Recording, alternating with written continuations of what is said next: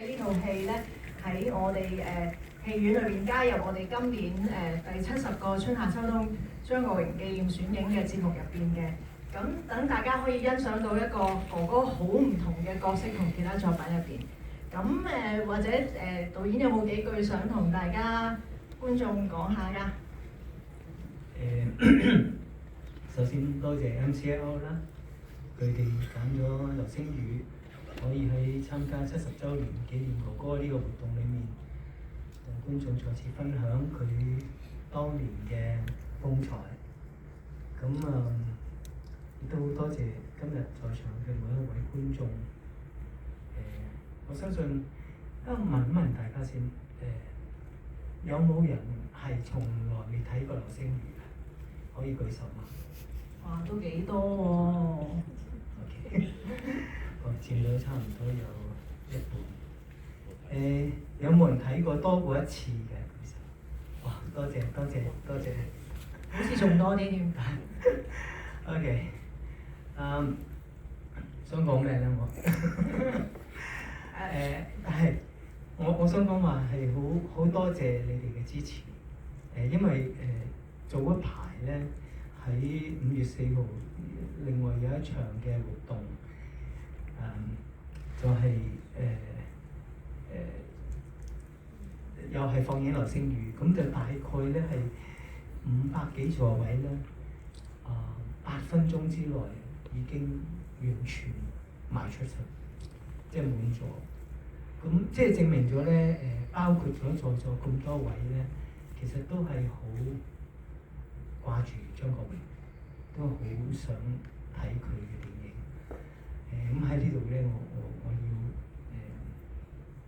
再次利用呢個機會去多謝哥哥，因為如果冇哥哥喺當年用象徵式嘅收費去參加拍呢一部電影嘅話咧，唔會有呢一部電影。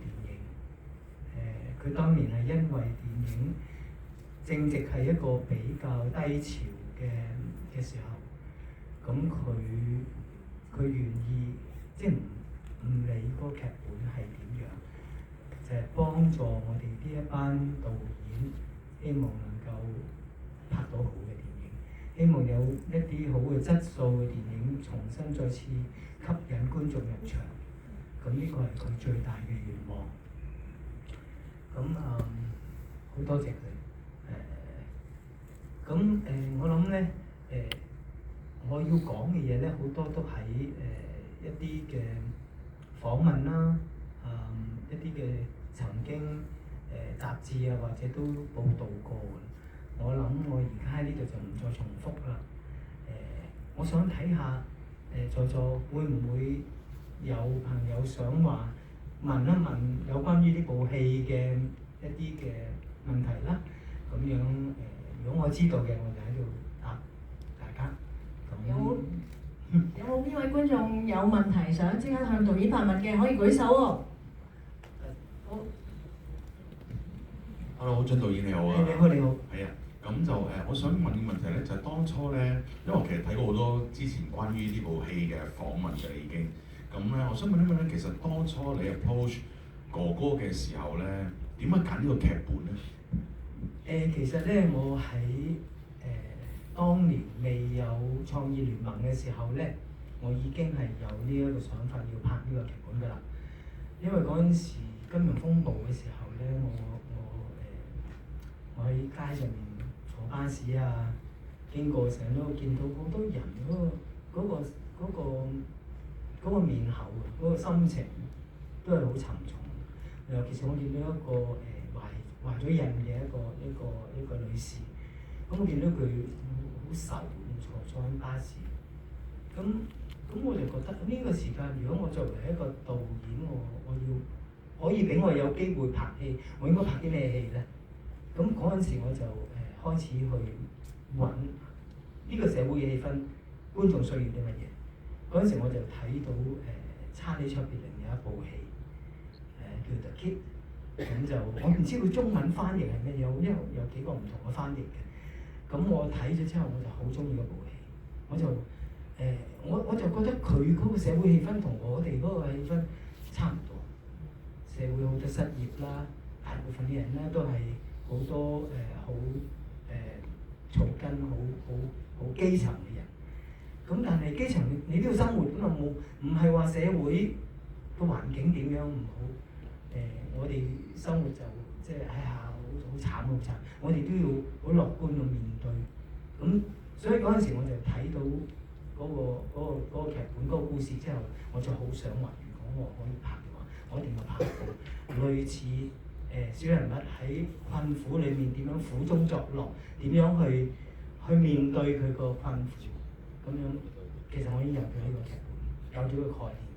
咁創意聯盟出嚟之後咧，我就即刻就諗起，如果係咁嘅話，我即刻就寫一個咁嘅分場，睇下邊一位演員願意去做呢件事，所以就有呢個劇本啦。多謝導演。好，多謝。好睇。多謝。好啦，仲有邊一位觀眾有問題想發問咧？好，呢位女士，唔該。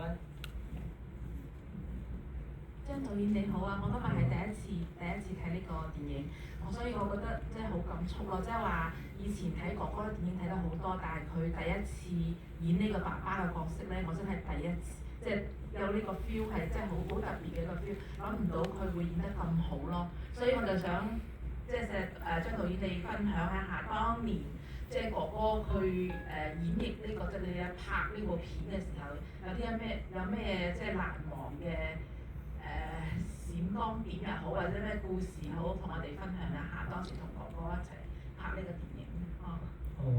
多謝。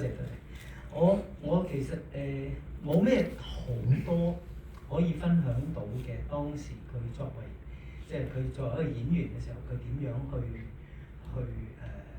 去揣摩呢個角色，我冇乜太大嘅可以分享到俾你。呢個原因係因為我覺得哥哥係喺嗰個演員嘅立場上面，佢做咗佢完全唔騷擾導演，即係個劇本寫咗喺嗰度係咁噶啦。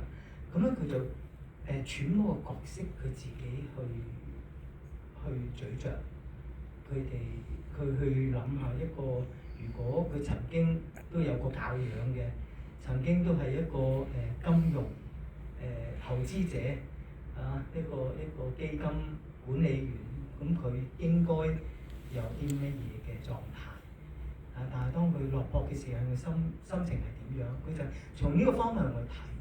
咁佢冇話俾過任何壓力俾我。而家有好多嘅演員咧，我喺合作嘅時間咧，經常都敲我房門，就會或者打電話俾我，就話我又想點啊，我又想我會唔會可以做多啲角色，或者係嗰個劇本可以改少少，去咁就好啦咁樣。哥哥一啲都冇，哥哥係完全劇本都寫晒㗎啦，都係咁嘅，咁佢就去演。所以我好即係好，我完全冇壓力喺呢件事上面，喺同佢合作上面。咁第二樣嘢咧就係哥哥因為未做過演過父親嘅角色，咁佢為咗去演父親嘅角色咧，佢要同嗰個4歲嘅小朋友明仔咧去建立一種即係朋友嘅關係，一種熟絡嘅關係。咁樣咧就佢通常咧，我哋發通告嘅時間咧，一般嚟講，我哋俾演員咧都唔會話即係尤其是哥哥即係都係大卡士嚟㗎嘛。咁我哋一般咧，我哋都會係譬如我哋08通告嘅話咧，我哋譬如06我哋去打燈，08然後先演員到，咁咧就演員到咗之後就有化妝時間。咁如果哥哥係幾時最後咧，我哋會安排到最後佢先嚟嘅。咁啊等佢多啲時間休息，亦都係對佢一種尊重。咁但係哥哥咧，佢睇我哋通告單咧，佢就會首先睇下明仔幾時嚟，即係演佢個仔嗰個。因為我哋咧就會叫明仔早啲嚟，熟絡個現場，熟絡啲工作人員，等佢唔驚啊。因為一個4歲嘅細路哥咧，佢好多時佢會怕，即係又唔即係陌生嘅時間咧，對白又唔記得啦，又唔知點解咁演啦，咁多陌生面孔，佢點算？哥哥唔係哥哥佢見到明仔係譬如7點半嚟嘅，佢哥哥就7點半嚟。咁哥哥嚟咧就係佢有啲 assistants 啊，咁都會一齊嚟噶嘛。咁個現場咧突然間多咗人啊，咁啊哥哥嚟到咧就即係同個小朋友咧就盡量去用建立一種關係，熟悉有陣時慢慢咧就會同佢傾下偈啊，問下佢一啲拍戲以外嘅事啊，食咗嘢未啊？一啲都唔係講演戲嘅事。跟住慢慢咧就玩人肉嘅過山車啊，人肉嘅機械人啊，就抱佢坐喺個大髀嗰度，咁咧就要入錢落嚟啦咁啊，跟住咧就喺度同佢玩，接佢，現場咧好多笑聲。我睇到之後咧，我好個心裏面好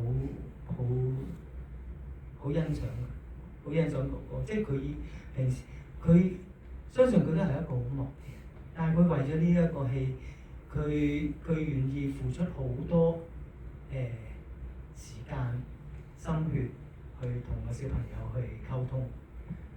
我哋大家都有一個想法咧，就係因為我哋同哥哥去揀明仔之後咧，我哋曾經私底下傾過嘅，就話因為咧4歲嘅小朋友，我哋請小朋友嚟演戲之後咧，我哋盡量唔好俾影響呢個小朋友嘅嗰個成長，即係我哋唔希望俾小朋友覺得佢係明星，即係唔希望咧就改變咗佢我係童星，我出身係點樣啊？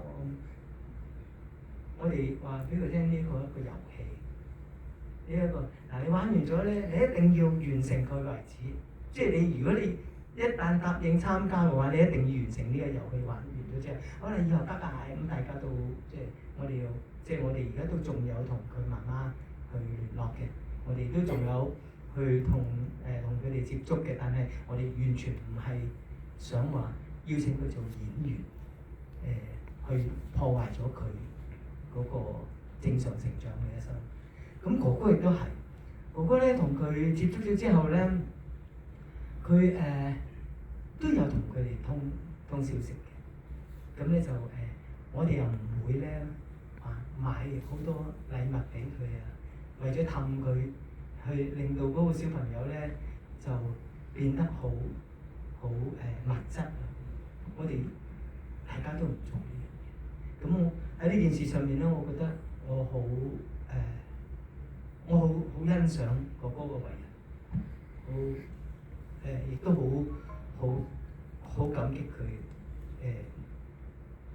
同我哋一齊做到呢部戲。OK，仲有冇邊位可以我哋問多一個問題？頭先我見到嗰度有一個朋友想問，但係而家你有講。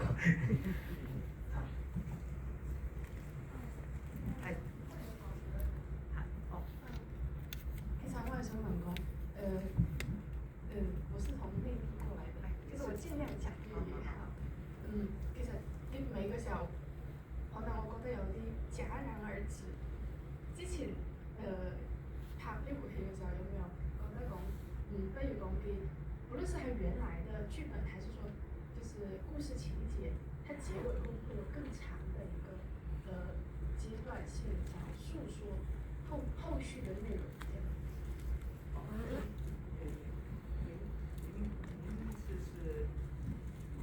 太短還是？對，就有點戛然而止。後續他們的他們往後面的故事會不會說，只是說沒有拍下來，但是實際上是有的這樣？沒有，沒有。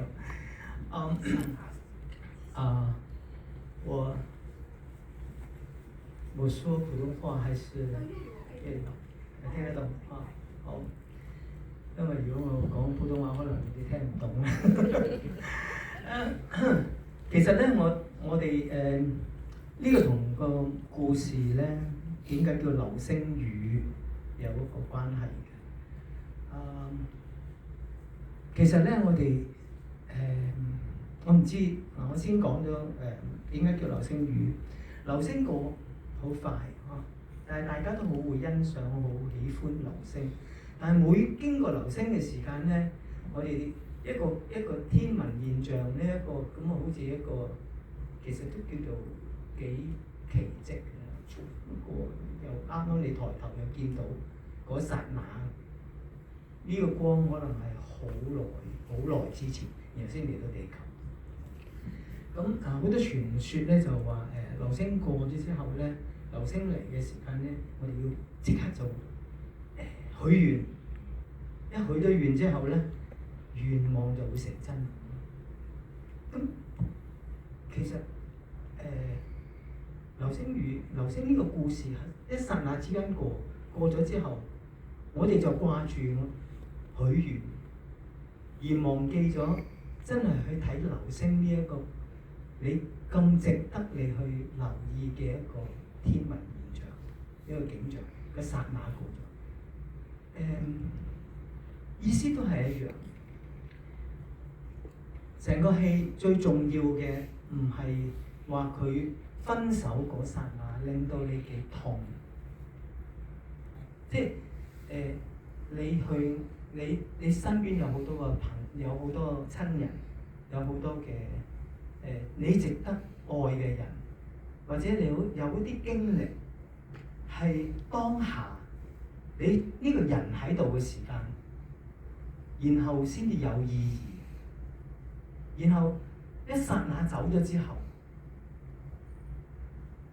呢啲都已經即係你再懷緬，你再想嗰啲都已經係過咗去，即係好似流星一樣走咗去。我哋應該重視當下，我哋所睇到嘅，我哋嘅生活係點，我哋應該係點樣認真去面對嗰下。流星過後，再冇其他故事，所以張國榮佢究竟係會去做天文學生啦，嗰個已經唔重要。琪琪佢抌低咗嗰個細路哥之後，佢最重要嘅就係攞翻個細路哥。佢同個細路哥將來點樣發展係另外一個故事，我哋唔需要喺呢個故事裏面去睇。其實嗰個流星就係張國榮執到個小朋友，而呢個小朋友帶俾佢幸福，唔係一定係你俾幸福人，係個小朋友俾幸福。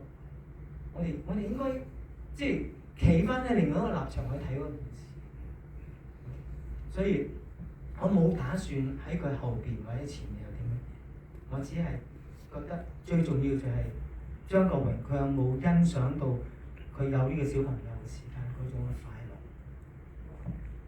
樂。最後一個問題好唔好？其實今日嘅時間差唔多，咁就不過我哋都好多謝導演嘅分享，同埋好多謝咁多位觀眾嘅積極參與。我哋好多謝你哋，多謝。其實我哋今日都安排咗少少時間咧，觀眾可以去同導演去影相啦，或者喺個 poster 度簽名嘅。咁或者陣間我哋等同事指示你哋去嗰邊咁樣，咁就可以陣間見啦。咁多謝晒今日咁多位。